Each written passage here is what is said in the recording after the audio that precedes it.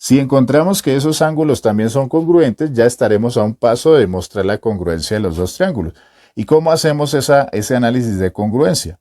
Primero, por un lado, vamos a tener que para el triángulo FBC, vamos a analizar que para el triángulo FBC, pues tenemos el ángulo FBC, pero el ángulo FBC, FBC, si coloco FBC como tal y no coloco el símbolo de triángulo, ahí se diferencia. FBC solo es el ángulo y con el simbolito del triángulo hablamos del triángulo total. El ángulo FBC por esta línea que los corta está formado por dos ángulos. Está formado por el ángulo FBA más el ángulo ABC. Esas son las connotaciones para él. Entonces, este ángulo que estaba viendo aquí, que corresponde a FBC, está compuesto por dos partes, por el ángulo FBA, que es esta parte, y la parte inferior, que es el ángulo ABC. Podemos dibujarlo acá si quieren. Lo voy a reteñir con azulito las dos partes, y ahí tendremos el ángulo, que está formado por dos partes, FBA, repito, y ABC. Pero FBA hay que tener en cuenta que él es uno de los ángulos del cuadrado. Por ser un ángulo de un cuadrado, pues este ángulo me va a valer 90. Entonces FBC va a ser igual a FBA, que vale 90 grados, o es un ángulo recto en la connotación de Euclides. Para nosotros, para que ustedes entiendan más fácil, coloco que vale 90 grados. Entonces FBA vale 90 grados y queda la fórmula así. Ya hemos analizado eso para un triángulo, para el triángulo FBC. Ahora vamos a analizarlo para el triángulo, para el otro triángulo. Vamos a escribirlo con otro color para que no quede como tan.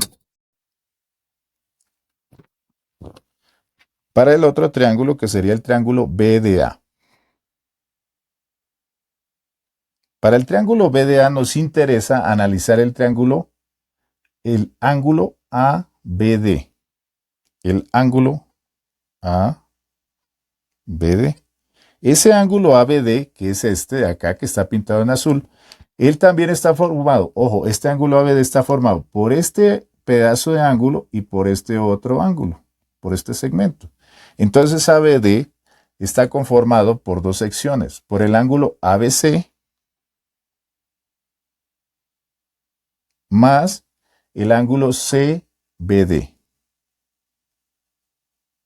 Pero si ustedes se dan cuenta, CBD es uno de los ángulos dentro del cuadrado BDEC.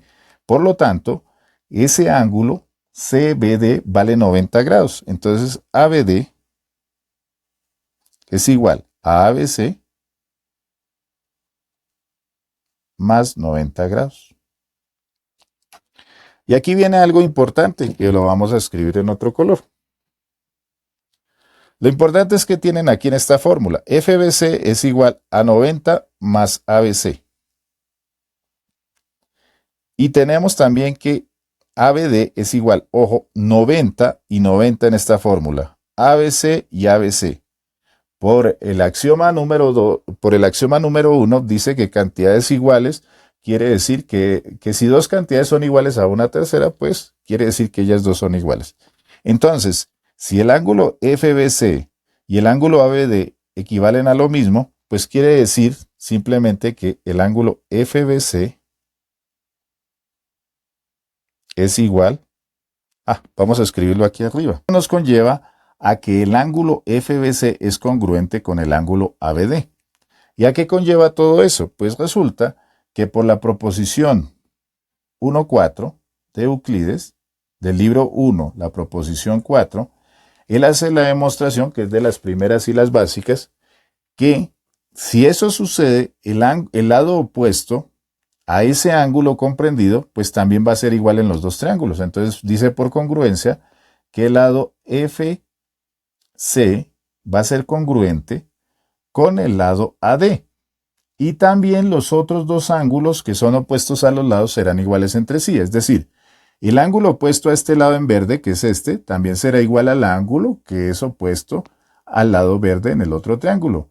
Y lo mismo pasa con el ángulo que es opuesto al lado rojo. Va a ser congruente con el ángulo que en el otro triángulo es opuesto al lado rojo. Pero no lo voy a anotar aquí porque lo que nos interesa es que obviamente eso va a ser importante, pero lo que conlleva al final es que ya sabiendo todo eso, pues ángulos iguales, lados iguales, pues los dos triángulos, el triángulo FBC es congruente con el triángulo BDA. Ahora sí, ya los comparamos como decíamos BDA. BDA. Los comparamos inicialmente, ya se hizo la comparación y por la proposición 4 se demostró que son congruentes. Ya que lleva esa congruencia, repito, lados iguales, ángulos iguales y adicionalmente si yo cogiera este triángulo y lo moviera, le hiciera una transformación geométrica, empalma el uno sobre otro. Pero la consecuencia importante de esto es que los dos triángulos tienen el mismo área. Entonces el área de FBC, que es muy importante, va a ser igual al área de BDA. Aquí es donde viene la utilidad de la proposición 4. Entonces, 1, 4. Entonces, este triángulo tiene la misma área que este triángulo, que se traduce aquí. Este triángulo FBC que está aquí tiene la misma área que el triángulo ABD. Y ya con esto pasamos a la siguiente interpretación en la parte 4 para ver cómo se relacionan eso con el área de las figuras de los paralelogramos. Nos vemos en un próximo video.